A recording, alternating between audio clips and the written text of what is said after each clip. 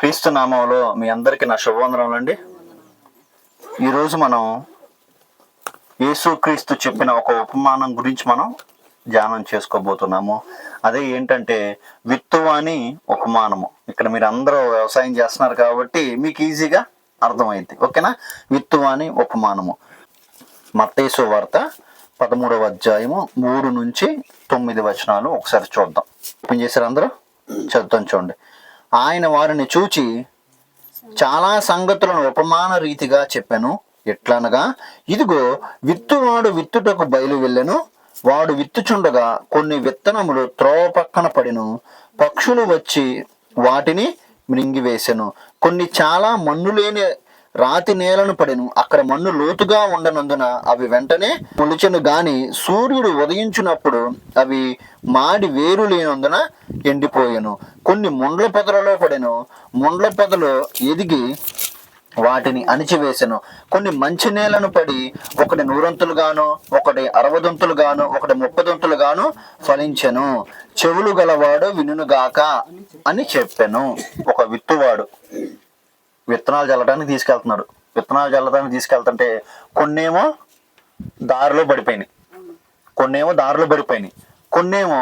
రాతి నేల మీద పడినాయి, కొన్నేమో ముళ్ళ పొదల్లో పడినాయి, కొన్నేమో మంచి నేల మీద పడినాయి. అంతేనా? ఈ 4గిట్లో ఏది మంచిగా పంట పండిద్ది? మంచి నేల మీద పడిన విత్తనాలు మాత్రమే పంట పండుతాయి. అదేవిధంగా ఈ రాతి నేల మీద పండుతాయా, ముళ్ళ పొదల్లో పండుతాయా, త్రోవ పక్కన పండుతాయా? పండవు. అంతేనా? ఈ 4 విధాలుగా ఇక్కడ దేవుడు చెప్తున్నాడు. దీని భావం కూడా చెప్తున్నాడు. అది కూడా చదివి మనం ధ్యానం చేసుకున్నాం. ఓకేనా? సేమ్ మత్తయి సువార్త 13వ అధ్యాయం 18 నుంచి 23 వచనాలు.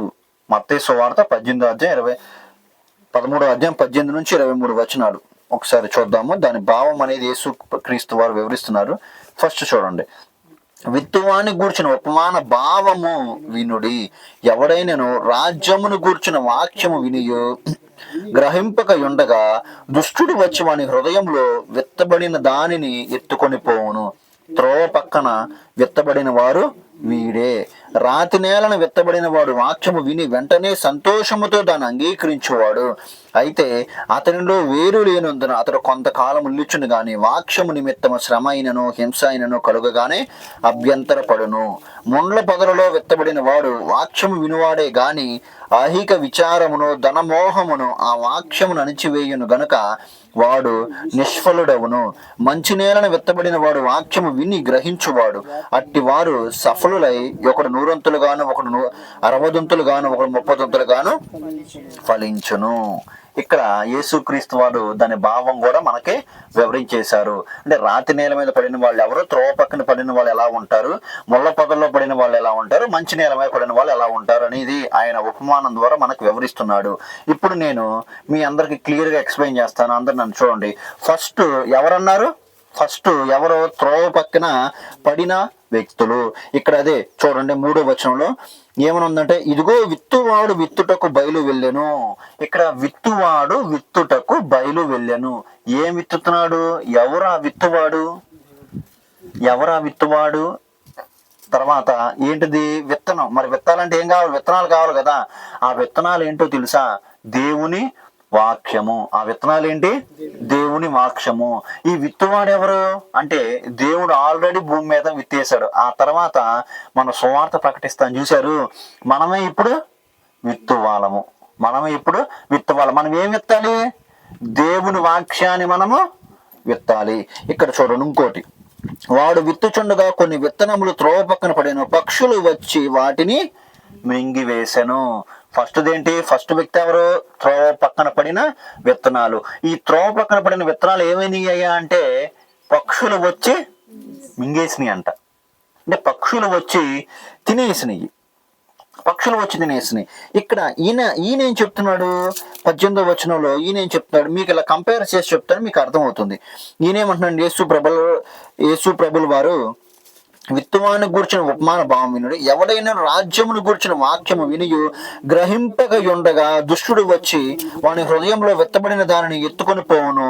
త్రోవ పక్కన విత్తబడిన వాడు వీడే. అంటే ఏంటంటే వీళ్ళందరూ దేవుని వాక్యాన్ని వింటున్నారు. ఈ త్రోవ పక్కన పడిన వాళ్ళు ఎవరు?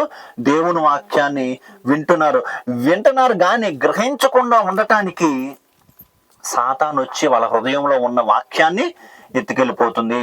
అంటే ఇక్కడ పక్షులు అనేది దేనికి సూచన అంటే అపవాదికి సూచన, దుష్టుడికి సూచన. ఇక్కడ త్రోవ పక్కన పడంగానే విత్తనం వచ్చి పక్షి ఎలాగైతే ఎత్తుకెళ్ళిపోతుందో, పక్షి ఎలాగైతే తినేస్తుందో, అదే విధంగా అన్యులకి మన సువార్త ప్రకటిస్తూ ఉన్నప్పుడు వాళ్ళు విని గ్రహించకుండా ఉండటానికి ఏం చేసిందో తెలుసా? సాతాను ఇమీడియట్ గా తన దూతను పంపించేసి, అరే వాడి వాక్యం విన్నాడు, వాడి హృదయంలో ఉన్న వాక్యాన్ని తీసుకొచ్చేసారా, వాడి హృదయంలో ఉన్న వాక్యాన్ని తీసుకొచ్చి, వాడు దేవుణ్ణి అంగీకరించకూడదు, వాడిని తెలుసుకోకూడదు దేవుణ్ణి అని ఏం చేసిద్దో తెలుసా? సాతాను ఆ వాక్యాన్ని లాగేసిద్ది. కానీ అంతే కదా, మనం ఎన్నిసార్లు సువార్త ప్రకటిస్తున్నాం. దేవుడు ఏం చెప్తున్నాడు? సర్వలోకానికి వెళ్ళి సర్వ సృష్టికి సువార్త ప్రకటించమన్నాడు కదా. మనం ఆయన చెప్పిన ఆజ్ఞను తూచా తప్పకుండా పాటిస్తున్నాం కదా. మనకి తోచినంత మందికి మనం ఏం చేస్తున్నాం? వాక్యాన్ని విత్తుతున్నాం. అంతేనా? వాక్యాన్ని విత్తుతున్నాం. మీరు కూడా వాక్యాన్ని విత్తేవాళ్లే. ఎలాగా అంటే మీకు తెలిసిన వాళ్ళకి మీ సాక్ష్యం పంచుకుంటారు కదా, నా దేవుడు ఇంత గొప్ప కార్యాలు జరిగించాడు అని చెప్పి. అదేవిధంగా ఏదో మీకు తెలిసిన మాటల్లో ఎవరికొకరికి చెప్తానికి ప్రయత్నం చేస్తారు కదా. మీరు కూడా ఎవరిప్పుడు విత్తువాడే, మీరేం చేస్తారు? దేవుని వాక్యాన్ని విత్తుతున్నారు. వాళ్ళ హృదయంలో దేవుని వాక్యాన్ని విత్తుతున్నారు. ఆ విత్తిన తర్వాత వీళ్ళు ఏం చేస్తున్నారంటే గ్రహించకుండా ఉండటానికి, మనం చదివింది గ్రహించకుండా ఉండటానికి ఏం చేసిద్ది? సాతాను వాళ్ళలో ఉన్న వాక్యాన్ని దొంగలిచ్చింది. అదే చెప్తున్నాడు. ఏమని చెప్తున్నాడంటే మనకి ఒకసారి చూద్దాం. సామెతలు 1:7 ఒకసారి చూడండి. సామెతల గ్రంథము 1వ అధ్యాయము 7వ వచనం. సామెతల గ్రంథము 1వ అధ్యాయము 7వ వచనం ఏముందంటే, యెహోవా యందు భయభక్తులు గలిగియుండుట తెలివికి మూలము, మూర్ఖులు జ్ఞానమును ఉపదేశమును తిరస్కరించుదురు. అంటే మూర్ఖులు ఏం చేస్తారంటే జ్ఞానమును ఉపదేశమును ఏం చేస్తున్నారు? తిరస్కరిస్తున్నారు. అంటే మనం ఈ జ్ఞానము ఉపదేశము వారికి వివరిస్తున్నాం. ఎవరికి? అన్ని జనులకు మనం వివరిస్తున్నాం. అరే ఈయన నిజదేవుడ్రా, యేసుక్రీస్తురా, ఆయన మన కొరకు రక్తాన్ని చిందించి 3వ రోజు తిరిగి లేచాడ్రా, ఈయన నమ్మితేనే నిత్యజీవంలోకి అడుగు పెడతావురా, నేనే మార్గము సత్యము జీవం అంటున్నాడు రా, ఈయన ద్వారా తప్ప పాప క్షమాపణ లేదురా అని చెప్పి మనం ఏం చేస్తున్నాము? వారికి ఉపదేశిస్తున్నాము, వారికి బోధిస్తున్నాము. కానీ వారు ఏం చేస్తున్నారు? మూర్ఖుల వలె వాళ్ళు అంగీకరిస్తున్నారా? వాళ్ళు అంగీకరించట్లేదు. వాళ్ళు తెలుసుకుంటున్నారా? వాళ్ళు తెలుసుకోలేకపోతున్నారు. అంటే వాళ్ళు ఎవరు? బుద్ధిహీనులాగా ఉన్నారు. మరి వాళ్ళు బుద్ధిహీనులాగా ఉండటానికి కారణం ఎవరయ్యా అంటే ఈ అపవాదే. ఎందుకంటే వాళ్ళు వాక్యాన్ని వినే లోపే వాడు విననీయకుండా లోపల వాడికి ఏం చేసిందంటే క్రోధం కానీ కోపం కానీ ఏదో ఒకటి పెట్టేసి వాక్యాన్ని ఆపిచేసేయాలరా అని చెప్పి అసూయ అంటే ద్వేషం కలిగించేసిద్ది మన మీద. అందుకనే కదా ద్వేషం కలిగిస్తుంది. కాబట్టే కదా ప్రపంచం అంతా మన సువార్త ప్రకటిస్తున్నప్పటికీ, ఈ భారతదేశంలో ఇంకా సువార్త ప్రకటిస్తున్నప్పటికీ ఎన్ని దాడులు క్రైస్తవుల మీద జరుగుతున్నాయి. అంటే మనం కేవలం ఏం చేస్తున్నాము? విత్తనం అనేది విత్తుతున్నాం అంతే. కానీ మొలిపించేది ఎవరు? దేవుడు మాత్రమే. మనం ఎన్ని చోట్ల సువార్తకు ప్రకటించాం. మనం కేవలం ఏం చేసామో? విత్తనాలు విత్తామంతే. విత్తిన తర్వాత మనం ఎన్ని నీళ్లు పోసినా కానీ మన చేతిలో ఏమీ లేదు. ఎవరి చేతిలో ఉంది? దేవుడి చేతిలో ఉంది. దేవుడే దాన్ని ఏం చేస్తాడు?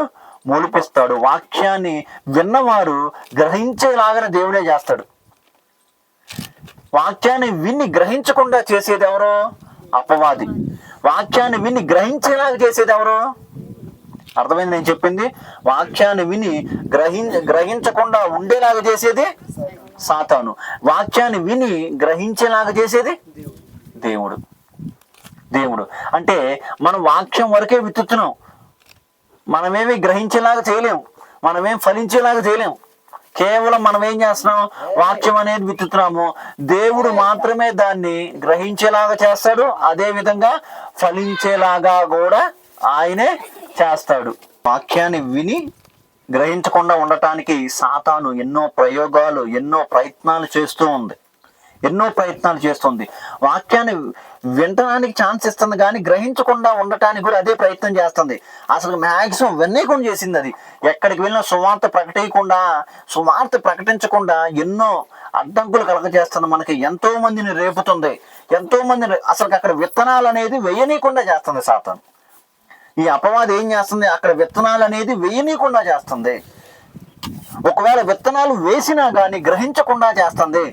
ఒరే వాళ్ళు ఫారెన్ దేవుడురా, మనకెందుకురా, విన్న వాక్యం మనం చెప్పినప్పుడు యేసుక్రీస్తు నిజదేవుడమ్మా, ఇదిగో ఆయన మనకొక రక్తాన్ని చిందించాడమ్మా, 3 రోజులు తిరిగి లేచాడమ్మా, మీ పాపాలు కూడా క్షమించబడతాయమ్మా అని మనం చెప్పామనుకో, ఏం చేస్తాడు, ఇంకొకటి వచ్చి అరే మీ ఫారెన్ దేవుడు మాకెందుకురా, మీ ఫారెన్లో చెప్పుకుంటారా భయ అంటాడు. ఇది ఫారెన్ దేవుడు కాదన్నా, సర్వ సృష్టిని సృష్టించిన దేవుడు. ప్రపంచానికి ఒకే సూర్యుడు, ఒకే చంద్రుడు ఎలాగుంటాడో అదే దేవుడు కూడా ఒక్కడే ఉంటాడు.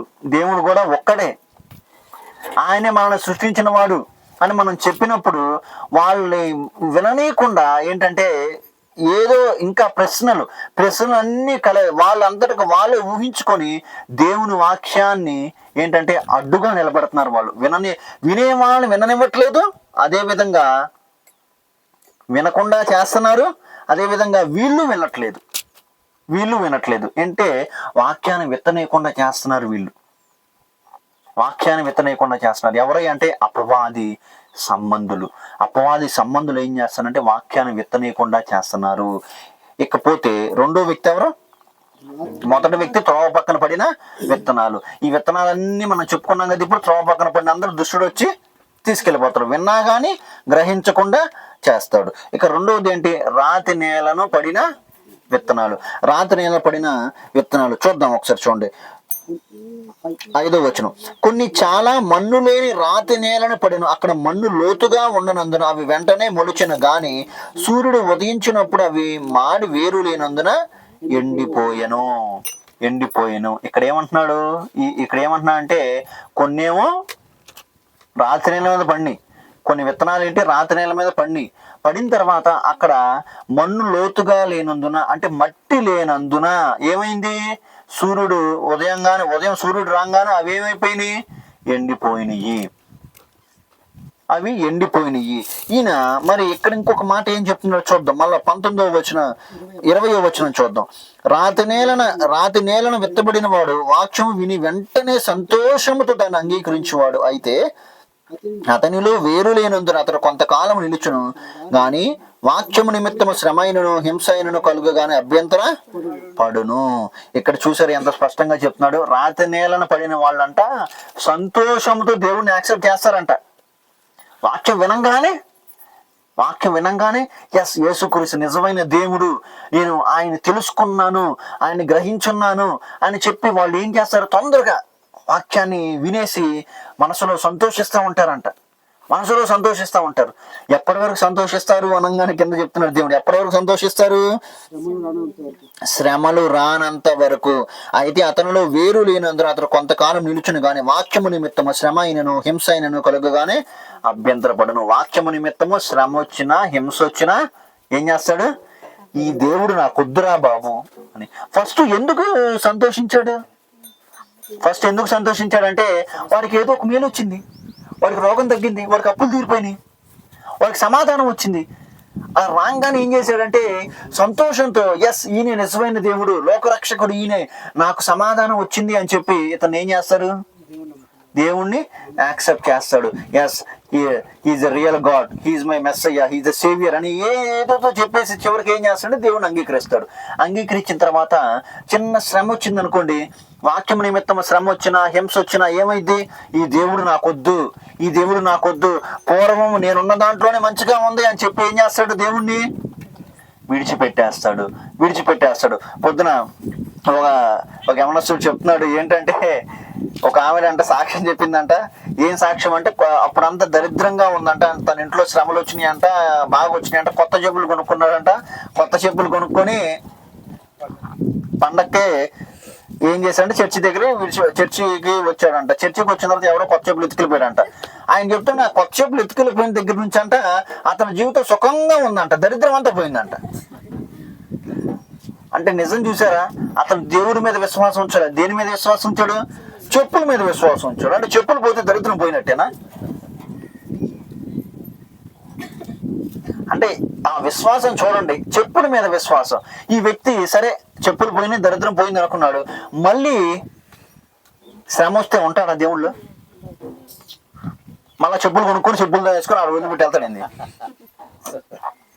అంటే వీళ్ళందరూ ఎలాగంటే రాతి నేలను పడిన విత్తనాలు.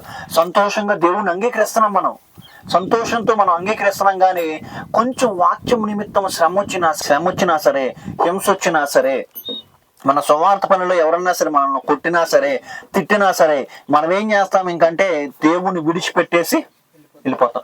దేవుణ్ణి విడిచిపెట్టేసి వెళ్ళిపోతాం. ఈ దేవుడు నాకొద్దు, ఎందుకు ఇదంతా, అసలు నాకు పూర్వ దాంట్లోనే హ్యాపీగా ఉన్నానే అని చెప్పి మనం ఏం చేస్తున్నాం తెలుసు? దేవుణ్ణి విడిచిపెట్టేలాగా ఉన్నాం, దేవుణ్ణి విడిచిపెట్టేస్తున్నాం. ఒకసారి కీర్తన 106, 12, 13 వచనాలు చూద్దామండి. కీర్తన 106, 12, 13. అప్పుడు వారు ఆయన మాటలు నమ్మిరి, ఆయన కీర్తి గానము చేసిరి. ఆయనను వారు ఆయన కార్యములను వెంటనే మరచిపోయిరి, ఆయన ఆలోచన కొరకు కనిపెట్టకున పోయిరి. ఇక్కడ ఎవరు? ఇజ్రాయేల్ ప్రజలు. వీళ్ళెవరు? ఇజ్రాయేల్ ప్రజలు. ఇజ్రాయేల్ ప్రజలు ఏం చేశారంటే, దేవుడు ఒక అద్భుతం చేసాడు అనుకోండి, శత్రువుల నుంచి విడిపించాడు అనుకోండి, ఏం చేస్తారు? కీర్తనలు మారుతున్నారు. అయ్యా నువ్వు నన్ను శత్రువుల నుండి నన్ను విడిపించిన దేవానికి స్తోత్రం అని చెప్పి. తర్వాత మళ్ళీ ఏం చేస్తున్నారు తెలుసా? మరిచిపోయి, దేవుణ్ణి మరిచిపోయి మళ్ళీ లోకంలో కలిసిపోతున్నారు. అంటే వీళ్ళకి శ్రమ వచ్చినప్పుడు దేవుడు కాపాడిన తర్వాత వాళ్ళు ఏం చేశారు? సంతోషంతో కీర్తనలు పాడారు, సంతోషంతో దేవుణ్ణి మహిమపరిచారు. ఎప్పుడైతే మళ్ళీ శ్రమ వచ్చిందో అప్పుడు ఏం చేశారు? మళ్ళీ దేవుళ్ళ నుండి తొలగిపోయారు. వాళ్ళు మన పితరులు సేమ్ మనలాగే ఉన్నారు కదా. మనం కూడా ఏం చేస్తాము?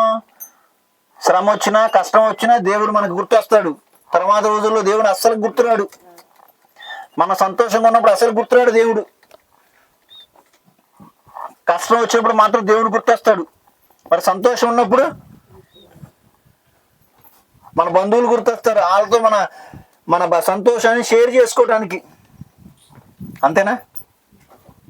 ఆ రోజంతా హ్యాపీగా ఉంటాం, కానీ ఆ సంతోషానికి కారణమైన దేవుణ్ణి స్తుతించాం మనం. కానీ శ్రమ వచ్చినప్పుడు మాత్రం దేవుణ్ణి స్తుతిస్తాం, ప్రభువా ఈ శ్రమ నుండి నన్ను తప్పించయ్యా అని చెప్పి. అలాంటి వాళ్ళే వీళ్ళు. సంతోషం రాగానే దేవుడి సన్నిధిలో ఉంటున్నారు, కానీ ఎప్పుడైతే శ్రమ వచ్చిందో, ఇబ్బంది వచ్చిందో, కష్టం వచ్చిందో వాళ్ళు ఏం చేశారంటే వీలైనంత మంది వెళ్ళిపోయారు. వీళ్ళందరూ ఎవరు? రాతి నేలను పడిన విత్తనాలు. ఎందుకు? ఇక్కడ చూడండి, మన్ను లోతుగా లేనందున. అంటే మన్ను ఏమవుతుంది? లోతుగా లేనందున. అంటే వాక్యం అనేది లోతుగా లేనందున, వాళ్ళ విశ్వాసం అనేది లోతుగా లేనందున, వాళ్ళ విశ్వాసం అనేది లోతుగా లేదు. ఎక్కడైనా సరే పైపైన చల్లితే ఏమైద్ది? పంట ఏదో ఒకటి వచ్చేసి తినేసిద్ది. అదే మనం ఏం చేస్తాం? దున్ని దాంట్లో ఏం చేస్తాం? లోతుగా నాటుతాం. నాటిన తర్వాత నీళ్లు పోస్తాం. అప్పుడు మాత్రమే ఏమవుతాయి? ఫలిస్తాయి. మరి ఈ వ్యక్తులు కూడా సంతోషంతో దేవుణ్ణి అంగీకరించారు, కరెక్టే. దేవుణ్ణి నిజరక్షకుడు అని తెలుసుకున్నారు, కరెక్టే. కానీ వాళ్ళ హృదయంలో లోతైన విశ్వాసం లేదు. దేవుడి మీద. దేవుడు నాకు సహాయం చేస్తాడు, ఎలాంటి కష్టం వచ్చినా సరే, ఎలాంటి హింస వచ్చినా సరే, ఎలాంటి ఉపద్రవం వచ్చినా సరే దేవుడు నాకు తోడై ఉన్నాడు అనే అంత విశ్వాసం అనేది వాళ్ళకి లేదు. కాబట్టి వాళ్ళు ఏం చేశారంటే శ్రమ రంగాన్ని తొలగిపోయారు. ఇక్కడ మరి ఎట్లా ఎందుకున్నారు? తర్వాత ఒకసారి ఇంకో వాక్యం చూద్దాం. మత్తయి సువార్త 24వ అధ్యాయం 9 నుంచి 10 వచనాలు ఒకసారి చూద్దాం. అప్పుడు జనులు మిమ్మును చంపుదురు, మీరు నా నామము నిమిత్తము సకల జనుల చేత ద్వేషింపబడుదురు, అభ్యంతరపడి ఒకరినొకరు అప్పగించి ఒకరినొకరు ద్వేషించరు. ఇది వద్దులు. ఇక్కడ చూడండి, మీరు నా నామము నిమిత్తము సకల జనుల చేత ద్వేషింప బడుదురు. అదే విధంగా మత్తయి సువార్త 10:22 కూడా చూడండి. మత్తయి సువార్త 10:22 కూడా ఏముందంటే, మీరు నా నామము నిమిత్తం అందరి చేత ద్వేషించబడుదురు, అంతము వరకు సహించిన వాడు రక్షింపబడును. ఇక్కడ దేవుడు ఏమన్నాడు? నా నామము నిమిత్తం మిమ్మల్ని అందరూ ఏం చేస్తారు? ద్వేషిస్తారు. నా నామము నిమిత్తం మిమ్మల్ని అందరిని ఏం చేస్తారు? హింసిస్తారు. అంతవరకు మీరేం చేయాలి? సహించాలి. అంతవరకు సహించాలి, భరించాలి. అప్పుడు మాత్రమే మీరు రక్షింపబడతారు. అంటే కొంత సమయం అనేది ఉండిద్ది కదా, అప్పుడు మాత్రమే మనం ఫలం అనేది చూస్తాం. అంతేనా? ఇప్పుడు ఒక గర్భవతి, ఒక ప్రెగ్నెంట్ లేడీ ఎన్ని నెలలకి బిడ్డ బయటకు వస్తాడండి? 9 నెలలు. ఆడపిల్ల అయితే 10 నెలలు దాటి 9 నెలలు. అంటేనా? నాకు అప్పుడే కావాలి 4 నెలలు అంటే వచ్చేస్తాడా? నా వల్ల కాదురా బాబు ఈ నొప్పులన్నీ అంటే, నీకు అంటే బిడ్డ కావాలి, నొప్పులు పడకూడదండి. కష్టమైద్దా లేకపోతే సుఖమైద్దా? కష్టమే కదా. చిన్నప్పుడు ఒక సామెత ఉండేది, కొండలో బియ్యం కొండలో ఉండాలి, పిల్లడు మాత్రం దొడ్డుగా ఉండాలి. అది సాధ్యమైద్దా? ఆడికి ఆ బియ్యం పెడితేనే లావు అవుతాడు. అంతేనా? అదే విధంగా ఒక స్త్రీ నొప్పులు భరించి బయటకు ఒక బిడ్డ వచ్చి చూశారు, కుమారుడు కానీ కూతురు కానీ వచ్చినప్పుడు ఆ తల్లి సంతోషం ఎంత సంతోషంగా ఉండిద్ది, ఎంత సంతోషంగా ఉండిద్ది. అదే విధంగా మరి మనం కూడా ఏం చేయాలంటే, దేవుణ్ణి అంగీకరించిన తర్వాత ఆయన శ్రమలలో నుండి మనల్ని తీసుకెళ్తున్నప్పుడు, ఆయన నమ్మిన తర్వాత మన బంధువులు అందరూ మనల్ని ద్వేషిస్తున్నప్పుడు, ద్వేషించారు, మనల్ని వెలివేశారు, మనల్ని అవమానపరిచారు, అయినప్పటికీ అంతవరకు మనం ఉంటే ఏమవుతామో తెలుసా? సహించబడతాము, రక్షించబడతాము. అంతవరకు సహించాలి. అప్పుడు మాత్రం మనం రక్షించబడతాము. లేదు మా కులపాలు వద్దంటున్నారండి, అదిగోనండి మనకి ఎంతమంది ఉన్నారు కదా, వాళ్ళకే ఎందుకండి, వాళ్ళ దగ్గరికి వెళ్ళొద్దంటున్నారండి అని ఎవరైతే చెప్పి ఆగిపోతారో తెలుసా, వాళ్ళందరూ రక్షించబడరా? రక్షించబడినట్లే. మన సువార్తకు వెళ్ళినప్పుడు వాళ్ళు కొంతమంది అలాగే చెప్తున్నారు, మా కులపాలు వద్దన్నారండి అందుకని మేము వెళ్ళట్లేదండి అని. అంటే అక్కడ పాస్టర్ గారు చెప్తున్నారు, మా కులపాలు వద్దన్నారు, మనకి ఎంతమంది ఉన్నారు కంటారు, అక్కడికి వెళ్ళేది ఇంద్రా అని చెప్పి, అందుకని ఏం చేశారు? వద్దన్నారంట. ఇంకా పోతే మనం ధైర్యంగా వద్దాం అనుకున్నా కానీ వాళ్ళు ఆటంకపరుస్తున్నారండి, ఎందుకులే ఇదంతా అని చెప్పి రావటం మానేశారంట దేవుని సన్నిధికి. మరి చూడండి, వీళ్ళందరూ ఎవరో ఫస్ట్ వినంగానే సంతోషంతో అంగీకరించారా లేదా? అంగీకరించిన తర్వాత వాళ్ళ కులపాలు అడ్డు చెప్పారని చెప్పి వీళ్ళు ఇబ్బందులు పాలు చేస్తారని చెప్పి ఏం చేశారు? దేవుణ్ణే విడిచిపెట్టేశారు. ఇక్కడ ఒక తాండ ఉంది కదా పక్కన, మోతి తాండలో అక్కడ ఒక ఆమె ఉంది. అక్కడ అందరు అల్లరిమోకున్నా కానీ వీళ్ళందరూ ఏం చేశారంటే, కొంతమంది వాళ్ళు వచ్చేసి వాళ్ళ ప్రేయర్ చేసుకున్నా కానీ ఒప్పుకోవట్లేదంట, వాళ్ళు తిడుతున్నారంట, వాళ్ళు అట్లా చేస్తారంట. అయినా కానీ వాళ్ళు మాత్రం విడిచిపెట్టల. అందులో ఇంకొంతమంది ఉన్నారు, దేవుని నమ్ముకున్నారు, వాళ్ళు అలా ఇబ్బంది పెడుతున్నారని చెప్పి విడిచిపెట్టేశారంట. అంటే వాళ్ళందరూ ఎవరో సంతోషంగా యాక్సెప్ట్ చేశారు దేవుణ్ణి, కానీ ఏదైనా కొంచెం శ్రమ వచ్చేసరికి, తన కులపాల దగ్గర నుంచి, తన బంధువుల దగ్గర నుంచి శ్రమ వచ్చేసరికి, నాకు దేవుడు వద్దు, నా కులపాలు కావాలి, నా బంధువులు కావాలని చెప్పి దేవుణ్ణే విడిచిపెట్టారు. చూడండి, వాళ్ళు రాతి నేల మీద పడిన వ్యక్తులు, ఆ రాతి నేల మీద పడిన విత్తనాలు. వాళ్ళ హృదయం రాతి నేలతో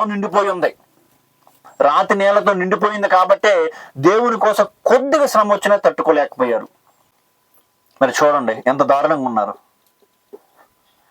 మరి మనం ఇలా ఉన్నామా అనేది మనం ప్రశ్న. నేను లాస్ట్లో చెప్తాను, ఈ నలుగురు చెప్తాను. మరి ఈ నలుగురిలో మీరెవరో మీ హృదయంలో మీరు అనుకోండి, మీరెవరు? ఈ రెండో వ్యక్తులు ఎవరు? రాతి నేల మీద పడిన వ్యక్తులు. శ్రమ వచ్చేసరికి వాళ్ళు ఏం చేశారు? అభ్యంతరపడ్డారు, ఆయన్ని వదిలేశారు. అలాంటి వాళ్ళు ఈ రాతి నేల మీద పడిన వ్యక్తులు. ఆ తర్వాత ముండ్ల పొదలలో పడిన విత్తనములు. ఒకసారి చూద్దాం, మళ్ళీ వచ్చేద్దామా? మత్తయి సువార్త 13:7 చూడండి. కొన్ని ముండ్ల పొదలు ఎదిగి వాటిని అణిచివేశాను. 8 కదా. తర్వాత కింద చూడు మళ్ళీ ఇంకోటి ఏంటది? 22 ముండ్ల పొదలలో విత్తబడిన వాడు వాక్యము వినువాడే గాని ఐహిక విచారమును ధనమోహమును ఆ వాక్యమును అణిచివేయును గనుక వాడు నిష్ఫలుడవును. ఇక్కడ చూడండి, ముండ్ల పొదలలో విత్తబడిన వాడు వాక్యము వినువాడే. వాక్యము వినువాడే గాని ఐక విచారమును ధనమోహమును వాక్యం అణిచివేయును గనుక వాడు నిష్ఫలుడును. అంటే ఇక్కడ ఏంటంటే ఈ ఎవరో ముళ్ళ పొదల్లో పడిన వాడు ఏం చేస్తున్నాడు? మొలుస్తున్నాడు. ఈ ముళ్ళ పొదల్లో పడిన వాడు ఏం చేస్తున్నాడు? మొలుస్తున్నాడు. వాక్యం వింటున్నాడు. విన్నా కానీ వాడు ఏం చేస్తాడంటే ఈ వాక్యం కన్నా ఈ లోకం ఎక్కువైపోయింది వాడికి.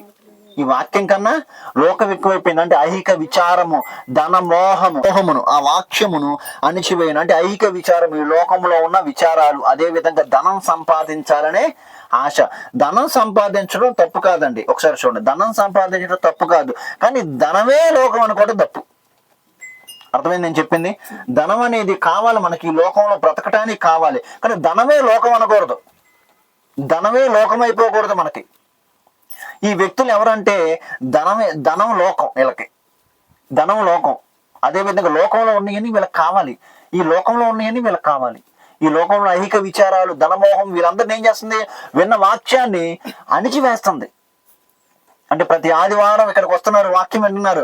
విన్న తర్వాత మనం ఏం చేస్తున్నామంటే వాక్యానికి హృదయంలో నెమర వేసుకుంటూ మనం ఫలించే విధంగా ఉండాలి. అలా కాకుండా మనం ఏం చేసామంటే ప్రతి ఆదివారం ఏముందలేరా, ఆదివారం ఉదయం పూట అయిపోద్ది, తర్వాత మళ్ళీ మన ప్రయత్నాలు మనం చేద్దాము అంటే డబ్బు సంపాదించే వేటలో, అంటే దేవుణ్ణి విడిచిపెట్టే అంత డబ్బు సంపాదించే వేటలో మనం పడిపోయాం అనుకోండి, వాక్యం వాళ్ళలో ఉండదు. దేవుళ్ళలోనే ఉంటాడు కానీ వాక్యం వాళ్ళలో ఉండదు. అర్థమైంది నేను చెప్పింది? దేవుళ్ళలోనే ఉంటాడు, పేరుకి మాత్రం క్రైస్తవుడే అని చెప్పుకుంటాడు, కానీ వాడి హృదయంలో వాక్యం లేకపోతే ఏం ఉపయోగం? అంతేనా? నువ్వు ఎన్ని ప్రయత్నాలు చేసినా, అంటే నువ్వు ఎంతగా ప్రార్థన చేసినా దేవుని వాక్యం నీ హృదయంలో లేకపోతే ఏం ఉపయోగం? ఈ లోకంలో తిరుగుతున్నావు కదా నువ్వు, ఈ లోకానుసారంగా బ్రతుకుతున్నావు కదా, ఈ లోకంలో ఎలాగైతే ధనం కోసం పాకులాడుతున్నారో నువ్వేం చేస్తున్నావు అంటే ధనం కోసం పరిగెత్తు చివరికి ఆ ధనం మొత్తంలో పడిపోయి దేవుణ్ణే విడిచిపెడుతున్నావు కదా,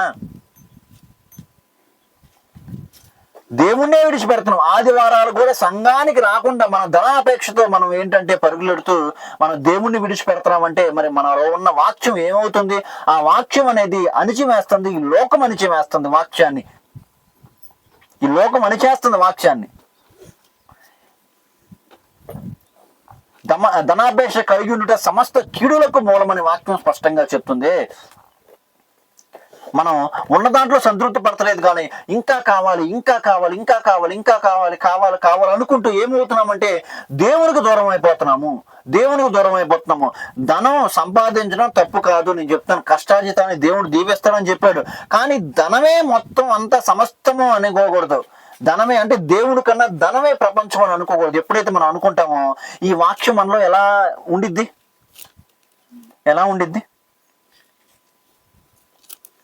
ఉదాహరణకి నీకు దేవుడు ఏం చేస్తాడంటే ఒక మంచి పని ఇచ్చాడు. ఈ 6 రోజులు మనం ఏం చేస్తామంటే పని చేస్తాం, 7 రోజులు దేవుడి సన్నిధికి వస్తున్నాం. ఈ 6 రోజులు 500 ఇస్తానన్నారు, రోజుకి 500. 7వ రోజు 1000 రూపాయలు ఇస్తానన్నారు. అప్పుడు మనం ఏం చేస్తాం? దేవుడి సన్నిధి విడిచిపెట్టేసి ఆ 1000 రూపాయల కోసం వెళ్ళిపోతున్నాం కదా. అంటే మిగతా రోజులు ఎందుకు ఎవరో ఆ ఒక్క రోజు ఎందుకు ఇస్తున్నారు? ఇప్పుడు ఆలోచించారా? ఎందుకంటే సాతాను మనల్ని వాక్యాన్ని విననీయకుండా చేయాలని వాడి ప్రయత్నం. నేను వెళ్ళొద్దన్నా ఆదివారం వెళ్ళొచ్చు, మీరు దేవుని సన్నిధికి వచ్చి మీ పనులు మీరు చేసేసుకోండి. అది అలా కానీ దేవుడి సన్నిధినే విడిచిపెట్టేసి మనం వెళ్ళిపోయామనుకోండి, అప్పుడు ఆ రోజు దేవుడు గొప్ప మాటలు మిస్ అయిపోతారుగా, గొప్ప వాక్యం అనేది మిస్ అయిపోతారు కదా, ఏం చెప్పారనేది మిస్ అయిపోతారు కదా. మీ జీవితంలో ఆ రోజు ఆ పెద్ద సమస్య వచ్చింది, ఆ రోజు దేవుడు మీతో మాట్లాడదాం అనుకున్నాడు, మీరు అనలేరు. అప్పుడు ఏమైంది? ఆ వాక్యం మీకు ఆదరణ మీకు కలిగిద్దా? ఆదరణ మీకు కలగదు. ఈ లోకైహిక విచారము, ధనమోహముతో మనం కొట్టుమిట్టాడుతూ ఉండే వీళ్ళందరూ మరి వీళ్ళలాగా మనం ఉన్నామా? ముళ్ళ పొదల్లో పడే వారిలా మనం ఉన్నామా? ఆలోచించండి. ఇకపోతే యోహాను రాసిన మొదటి పత్రిక 2వ అధ్యాయం 15-16 వచనాలు చూడండి ఒకసారి. యోహాను రాసిన మొదటి పత్రిక 2వ అధ్యాయము 15-16. ఈ లోకమునైనను లోకములో ఉన్న వాటినైనను ప్రేమింపకుడి, ఎవడైనను లోకమును ప్రేమించినట్ల తండ్రి ప్రేమ వానిలో ఉండదు. లోకమును ప్రేమిస్తే తండ్రి ప్రేమ అంట మన హృదయంలో ఉండదంట. లోకాన్ని ప్రేమించకూడదు, లోకంలో ఉన్న వాటిని అన్నిటినీ ప్రేమించకూడదు. అలా ప్రేమిస్తే తండ్రి ప్రేమ మనలో ఉండదు. దేవుని ప్రేమ మనలో ఉండాలనుకోండి, ఈ సాతాను ఏదైతే మనల్ని ప్రేరేపిస్తుందో వాటన్నిటికీ మనం ఏం చేయాలి? దూరంగా ఉండాలి. వాటన్నిటికీ మనం దూరంగా ఉండాలి. ఇప్పుడు లోకంలో ఉన్న వాటిని మనం ఏ విధంగా ప్రేమిస్తున్నాము అంటే, చాలా మంది త్రాగుబోతులు దేన్ని ప్రేమిస్తారు? మద్యాన్ని ప్రేమిస్తారు. లోకంలో ఉన్నదంతా వ్యర్థం, కానీ లోకంలో ఉన్న మద్యాన్ని ప్రేమిస్తారు. ప్రేమించి తాగి ఏం చేస్తారు? చనిపోతారు. నాకు తెలిసిన ఒక ఆయన ఉన్నాడు, ఆయనకి 55 ఏళ్ళు ఫుల్గా తాగుతాడు. రాత్రిపూట తాగి పొద్దున్న బొట్టు పెట్టుకొని చేస్తాడు. నేను అన్నాను, అలా తాగొద్దు, అలా తాగమాక, ఎందుకంటే అతనికి 2 పిల్లలు ఉన్నారు, బాబు పాప పెళ్ళి అయిపోయిందిలే, బాబు ఉన్నాడు, ఎందుకు అలా త్రాగుతావు? నీ ఆరోగ్యాన్ని ఎందుకు పాడు చేసుకుంటావు? అలా అంటే నేను ఇంతే, నేను ఎంత తాగినా స్ట్రాంగ్ ఉంటాను, నాకేం కాదు అన్నాడు. అలా కాదు, నువ్వు పొద్దున్నే గుడికి వెళ్తున్నావు కదా, మంచిగానే మంచిగా వెళ్ళు, అది మానేసేయి. ఇంకా వెళ్ళి ప్రశాంతంగా నువ్వు మానేసేయి. ఇప్పుడు నువ్వు ఇదే త్రాగుతున్నావు, నైట్ అంతా త్రాగుతున్నావు, త్రాగి ఏం చేస్తున్నావు నువ్వు? ఆ మత్తు దిగలేదు. పొద్దున పూట గుడికి వెళ్తున్నావు, మళ్ళా పొద్దున పూట గుడికి వెళ్తున్నావు. అక్కడ కూడా బాగోదు కదా. నువ్వు అనుకునేది పవిత్రమైన గుడే కదా, నువ్వు అనుకుంటున్నావు కదా. మరి అనుకున్నప్పుడు నువ్వు వెళ్ళినప్పుడు నువ్వు పరిశుద్ధంగా ఉండాలి కదా. అంటే తగ్గుతాను ఇట్లాగే మాట్లాడతాడు. నాది ఇంకా మారదు, ఇంకా నేను ఇంకంతే, ఎన్ని ట్రై చేసినా కానీ మారలేదు అన్నాడు. సరే అయితే అని చెప్పి దేవుడి గురించి చెప్పినా కానీ నేను ఇంతే, ఇంకా ఎక్కడికి మారను, ఎట్లాగే ఉంటాను, నైట్ పూట క్వార్టర్ తాగుతాను, వెళ్ళి కూర్చుంటాను, ఎవరిని కదిలిచ్చినా వెళ్ళి పడుకుంటాను అన్నాడు. సరే అయితే ఇంకా నీ ఇష్టం, మార్చలేం కదా, మనం ప్రార్థన చేస్తున్నాం అంతే. మొన్న ఈ మధ్యన రీసెంట్గా చనిపోయాడు. ఏందయ్యా అంటే, మరి తాగుతా వాళ్ళకి ఏమైద్ది? లంగ్స్ ఎవరో ఏదో పోయిద్ది కదా, పోయింది, చచ్చిపోయాడు. తన కూతుర్ని కొడుకుని వాళ్ళ అందరిని విడిచిపెట్టి వెళ్ళిపోయాడు. 55 ఏళ్ళు అయినా కానీ 55 ఏళ్ళ ఉండడు ఆయన. అంత సన్నగా ఉంటాడు, అంత ఎనర్జీగా ఉంటాడు. చిన్న బానిస అంటే చిన్నగా బానిసత్వంలోకి వెళ్ళిపోయాడు. దేని బానిసత్వంలో? త్రాగుడు అనే బానిసత్వంలోకి వెళ్ళిపోయాడు, మరణించున్నాడు. వాళ్ళైతే మనం కూడా ఏం చేస్తున్నాం? అన్యులేమో అట్లా వెళ్ళిపోతున్నాం. మరి క్రైస్తవుడు మనం దేవుడిని నమ్ముకున్నా కానీ మనం కూడా ఏం చేస్తున్నాం? లోకంలో ప్రేమిస్తున్నాం. లోకంలో ఏదైతే ఉన్నాయో వాటన్నింటినీ మనం ప్రేమిస్తున్నాం. త్రాగుడని, వ్యభిచారం అని, సిగరెట్లని, ఈ లోకంలో ఉన్న వాటన్నిటికీ మనం తాత్రయపడుతున్నాం. అన్ని నాకే కావాలి అని చెప్పి, ఇంకా కొనాలి, ఇంకా ధనం కావాలి అని చెప్పి. ఇక్కడ వాక్యం కూడా చెప్పి ధనాన్ని నమ్ముకున్నాడు వాడు వ్యర్థుడే. అంతేనా? ఇప్పుడు ఒక ఆయన ఒక మంచిగా చెప్తున్నాడు. ఏమని చెప్పాడంటే, ఇప్పుడు మనం నా దగ్గర 100 కోట్లు ఉన్నాయి. అర్థమైంది? నా దగ్గర 100 కోట్లు ఉన్నాయి. 100 కోట్లు ఉన్నాయి. నేనేం చేశానంటే 1 కోటి రూపాయలు పెట్టి మంచాన్ని కొన్నా. కానీ నిద్రను కొనగలనా? నిద్రను కొనగలనా? పెద్ద రెస్టారెంట్ 1,00,000 రూపాయలు ఇచ్చి బిర్యానీ ఆర్డర్ పెట్టుకున్నా. ఆకలి కొనగలనా? ఆకలి కొనలేను కదా. అంటే మనం ఎంత డబ్బున్నా కానీ కొనలేని కొన్ని ఉన్నాయి. ఎంత ఇచ్చినా కానీ అమ్మ ప్రేమను కొనగలవా? నాన్న ప్రేమను కొనగలవా? స్నేహితుడి ప్రేమను కొనగలవా? నిజ స్నేహితుడి ప్రేమ, మళ్ళా భార్య ప్రేమను కొనగలవా? నిజమైన భార్య. ధనం ఉండొచ్చు, కానీ కొనాల్సినవి కొనగలం, కొనలేం మనం. కొంత మాత్రం వరకే, మిగతా కొనలేము. అందుకనే ధనాపేక్ష దగ్గరికి మనం వెళ్ళకూడదు. ధనాపేక్ష సమస్త కిడులకి మూలము. ఈ ధనం వల్ల ఏం చేస్తారంటే ఏక విచారము. ఈ లోకంలో ఉన్న క్రైస్తవులే ఏం చేస్తారు తెలుసు? వాక్యాన్ని అణిచివేస్తాయి. ఇవన్నీ వాక్యం విననీయకుండా చేస్తాయి. ఇవన్నీ పెట్టేది ఎవరయ్యా అంటే సాతానే. ఇవన్నీ పెట్టేది అపవాదే. ఏమింటవలే వాక్యం, నీకు తెలిసిన వాక్యమే కదా. చూడు, ఈరోజు ఇంకా డబ్బులు వస్తున్నాయి మనకి, వెళ్ళి ఉద్యోగం చేయ, తర్వాత దేంట్లో అన్నా చేసుకోవచ్చు, ఏదన్నా చేసుకోవచ్చు. వాక్యాన్ని విననీయకుండా, మారనీయకుండా చేసేది అపవాది. మనం ఏం చేస్తాం తెలుసా? ఆ మత్తులో పడిపోతూ ఉంటాం. వీళ్ళందరూ ఎవరయ్యా అంటే ముళ్ళ పొదల్లో పడిన వాళ్ళు. ముళ్ళ పొదల్లో పడిన వ్యక్తులందరూ వీళ్ళే. మరి దేవుణ్ణి కూడా విడిచిపెట్టే అంత విధంగా మనం ఉన్నామా? ఈ లోకంలో అంతగా నిమగ్నమైపోయి ఉన్నామా? దేవుడు ఒకడు అంటాడు, ఏమంటాడంటే, ఇద్దరు యజమానులకి ఒక దాసుడు ఇద్దరు యజమానులకి దాసుడుగా ఉంటాడా? ఇద్దరు యజమానులకి దాసుడుగా ఉంటాడా? అంతేనా? ఇప్పుడు నేనున్నాను, మీ ఇద్దరు యజమానులు అనుకోండి, ఈయన ఒకటి చెప్తాడు, ఈయన ఒకటి చెప్తాడు. అప్పుడు నేను చేయగలనా? చేయలేను. అదే చెప్తాడు, ధనానికి దేవుడికి మీరు దాసులుగా ఉండలేరు. ధనానికి ఉంటే దేవుడు వదిలేసేయి, దేవుడిని పట్టుకుంటే ధనాన్ని వదిలేసేయి. అవి వస్తాయి, ధనం ఇస్తాడు దేవుడు, వస్తాయి అయ్యి. ఈ ధనాన్ని పట్టుకున్నావు అనుకో, దేవుడు రాడు. నువ్వు దేవుణ్ణి పట్టుకుంటే ధనం వచ్చింది. ఈరోజు వాక్యం వింటున్నాం మనము, ఈ వాక్యం మళ్ళా నెక్స్ట్ ఆదివారం మిస్ అయిపోతాంగా. అక్కడికి వచ్చాం, ఈ రోజు రాలేదు చాలా మంది, వాళ్ళు మిస్ అయిపోతున్నట్టే కదా వాక్యాన్ని విని. దేవుడు ఏమన్నాడు, ఈ లోకంలో 1000 దినములు గడుపుడు కంటే నీ సన్నిధిలో 1 దినము గడుపుడు ఎంతో శ్రేష్టం అంటూ ఉన్నాడు. అంటే ఈ లోకంలో 1000 దినాలు గడుపుతున్నాం మనం, కానీ దానికన్నా 1 దినము గడిపితే చాలరా, ఎంత ధన్యత, ఎంత శ్రేష్టము అని దేవుడు చెప్తున్నాడు. ఏదో శ్రమ వస్తుంది, శ్రమ ద్వారానో ఎక్కడ ఏదో విధంగా మీరు చర్చికి వచ్చారు, ఈ రోజు దేవుడు నాతో మాట్లాడుతున్నాడు అనే ఆలోచన మనకి వచ్చినప్పుడు దేవుడు మీతో మాట్లాడాడు. మీరు ఒకవేళ లేదనుకోండి, ఆ మాటలు మీకు మిస్ అయిపోతాయి కదా. ఎట్లాగా? ఎవరిస్తారు ఆ మాటల్ని? ఆ వాక్యాన్ని ఎలాగా మరి మీరు వినగలుగుతారు? అందుకనే మనం ఈ 3వ వ్యక్తిగా మనం ఉండకూడదు. వీళ్ళందరూ వేషధార క్రైస్తవులు, నాకు తెలిసి 3వ వ్యక్తులు. ఎందుకంటే దేవుణ్ణి నమ్ముకున్నాడు. వినువాడే, ఇక్కడ స్పష్టంగా చెప్పినట్టు చూడండి, వినువాడే, వింటున్నాడు, వాక్యాన్ని వింటున్నాడు, కానీ ఈ లోకాన్ని ప్రేమించినంతగా దేవుణ్ణి ప్రేమించలేకపోతున్నారు. లోకాన్ని ప్రేమించినంతగా దేవుణ్ణి ప్రేమించలేకపోతున్నారు. కాబట్టి వీళ్ళు దేవుణ్ణి విడిచిపెట్టి లోకంలోకి పరిగెత్తుతూ ఉన్నారు. వీళ్ళందరూ వేషధారణ క్రైస్తవులు. పైకి మాత్రం భక్తిగా ఉన్నారు, లోపల మాత్రం కుయుక్తిగా ఉంటున్నారు.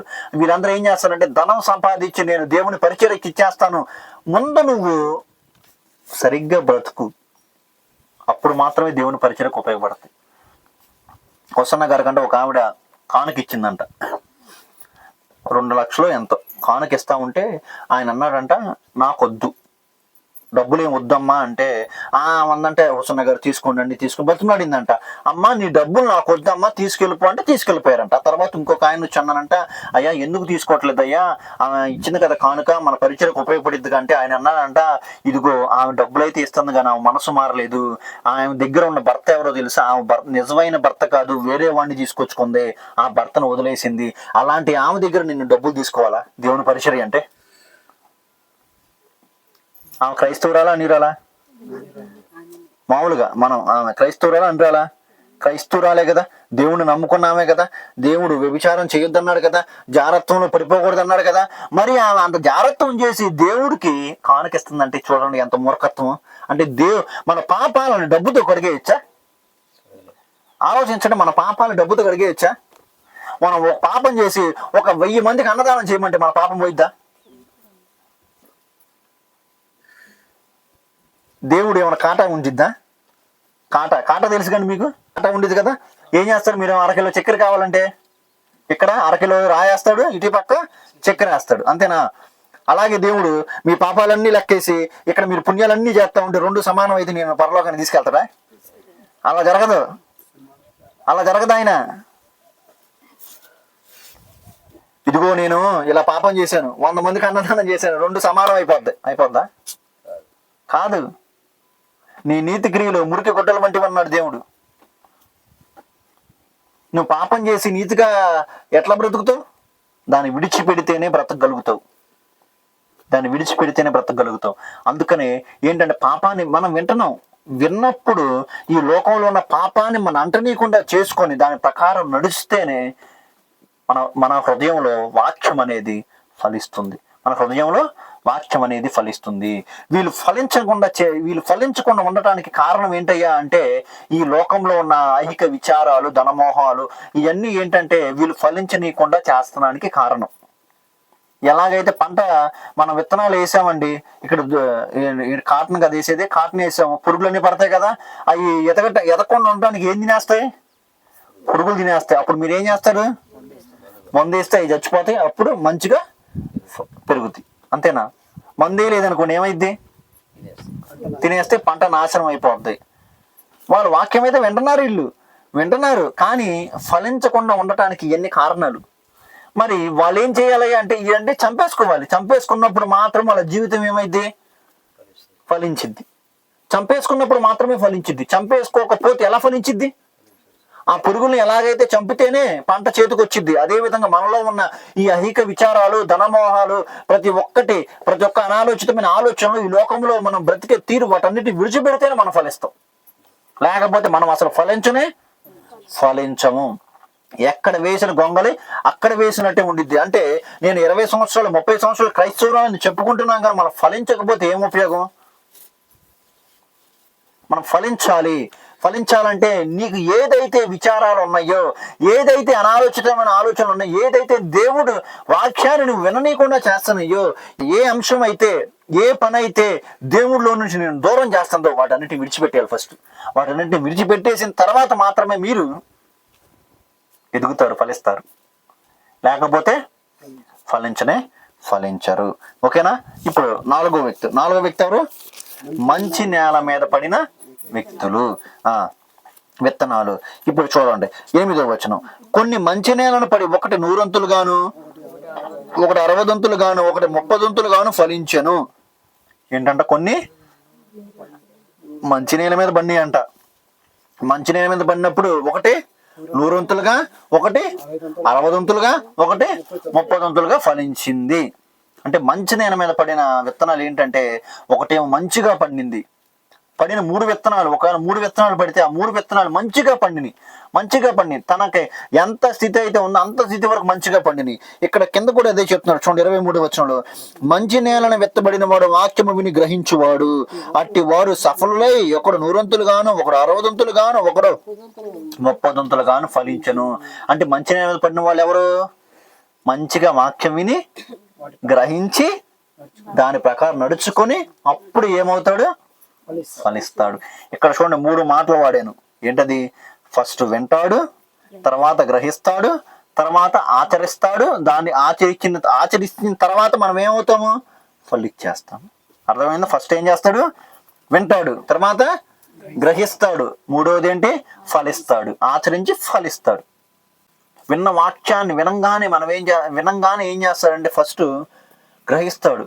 ఈ దేవుడు నాతోనే మాట్లాడుతున్నాడని గ్రహించి ఏం చేస్తాడంటే ఆయన వాక్యం ప్రకారం నడుచుకుంటాడు. ఒక పాస్టర్ గారు చెప్తున్నారు, ఒక పాట ఇలా కోటాలు పెడతారనండి. కోటాలు పెట్టేటప్పుడు ఒక పాట పాడాడంట. భేదం ఏమీ లేదు, అందరూ పాపం చేస్తున్నారని చెప్పి ఒక పాట, ఎవరో ఒక ఆయన పాట పాడుతూ ఉంటే అటుగా వెళ్తున్నా సైకిల్ వేసుకుని వెళ్తున్నానంట. అటుగా వెళ్తుంటే ఏంటి అందరూ పాపం చేశారా? ఆ పాపం చేశారు, ఎవరు పాపంలోని విడిపించే వాళ్ళు ఉన్నారు, ఏంటిది ఈ పాట కొత్తగా ఉందని చెప్పి ఆ వ్యక్తి సైకిల్ ఆపి ఆయన దగ్గరికి వచ్చాడు, పాస్టర్ గారి దగ్గరికి. వాక్యాన్ని విన్నాడంట, విని మారు మనసు పొందాడు. అంటే ఆ వ్యక్తి విన్నాడా? విన్నాడు. తర్వాత గ్రహించుకున్నాడు, ఏంటి అందరూ పాపం చేశారంట. తర్వాత ఏం చేశాడు? దగ్గరికి వెళ్ళి అంగీకరించాడు. ఈ విధంగా అందరూ ఫస్ట్ ఏం చేస్తున్నాడు? వాక్యం వింటున్నాము, గ్రహిస్తున్నాము, తర్వాత మనం ఏం చేయాలి? ఫలించటానికి ప్రయత్నం చేయాలి. ఒకవేళ ఫలించలేదు అనుకోండి, ఏమైంది? దాన్ని అన్నింటిని తీసేసి బయటపడేస్తాడు దేవుడు. అంతేనా? బయటపడేడా? ఇంత పెద్ద పొలంలో ఒక చెట్టు ఉంది, ఆ చెట్టు కాయలు రాట్లా, మీరేం చేస్తారండి? నరికేసి తీసుకెళ్ళి పొయ్యిలో పెట్టుకుంటారు వేడి నీళ్ళు కాసుకోవడానికి. అంతేనా? పొయ్యిలో పెట్టుకొని వేడి నీళ్ళు కాసుకోవడానికి, లేకపోతే కూర వండుకోవడానికి, అన్నింటికి. అంతేనా? ఫలించకపోతేనే నువ్వే అంత కోపం వస్తే నీకే అంత కోపం వచ్చింది, నరికేసేస్తాను, పొయ్యిలో పెట్టేసేస్తానని. మరి దేవుడి పరిస్థితి ఏంటి? నువ్వు ఇన్ని సంవత్సరాల నుంచి దేవుని వాక్యం వింటున్నావు కదా, మరి ఫలించకపోతే దేవుడు ఏం చేస్తున్నాడు? కోపం వచ్చి నరికేసే అన్నాడు అనుకో, ఆ సాతాను కూడా పక్కనే ఉంటాడు. ఆయన దేవుని వచ్చిన అసలు నోటెమ్మటి నుండి వచ్చే లోపే అలా రాగానే మళ్ళా దేవుడు మనసు మారిపోతే పుసుక్కొచ్చేసి కసక్కని చంపేసి వెళ్ళిపోతాడు, ఆ బాధకి ఇచ్చేస్తాడు. అంటే అంత ఫాస్ట్గా ఉంటాడు కదా, ఎందుకంటే దేవుడు నోటి నుంచి వస్తే చాలు అడిగి. కానీ దేవుడు మాత్రం ఏం చేస్తాను తెలుసా? ఈ సంవత్సరం వింటారేమో, ఈ సంవత్సరం ఫలిస్తారేమో. ఆయన ఏం చేస్తున్నాడంటే వేచి చూస్తున్నాడు. ఈ సంవత్సరం ఫలిస్తారు, ఈ సంవత్సరం నా బిడ్డ మంచిగా లేకపోయింది, నెక్స్ట్ ఈ 2025 మంచిగా బ్రతికిద్ది. ఈ 2025లో కూడా నీ ఆప్షన్ అయిపోయింది, ఆప్షన్ అయిపోయింది. అప్పుడు ఏమైంది? ఇంక మనం ఉండం.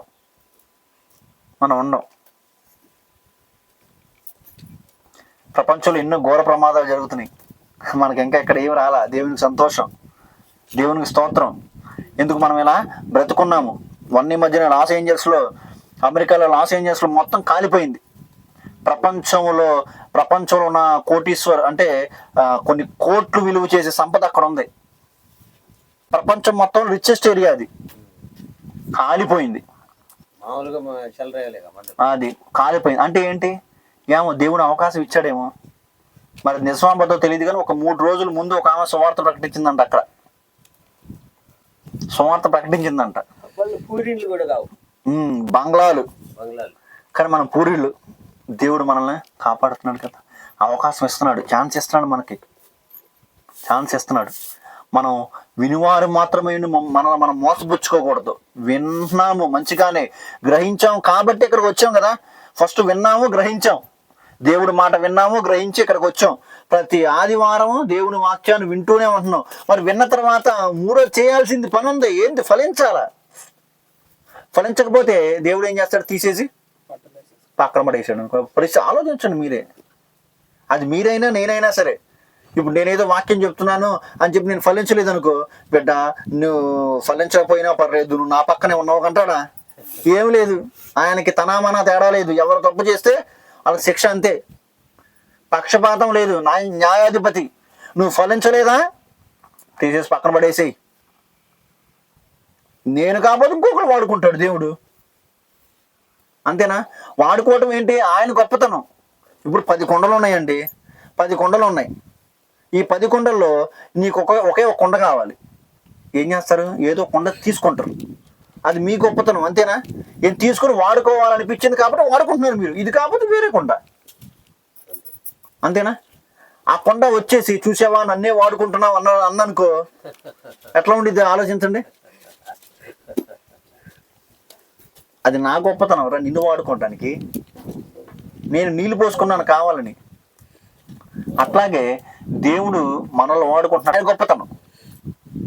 నన్ను కాకపోతే వేరే వాళ్ళని వాడుకుంటాడు. అంతేనా? మిమ్మల్ని కాకపోతే వేరే వాళ్ళని వాడుకుంటారు.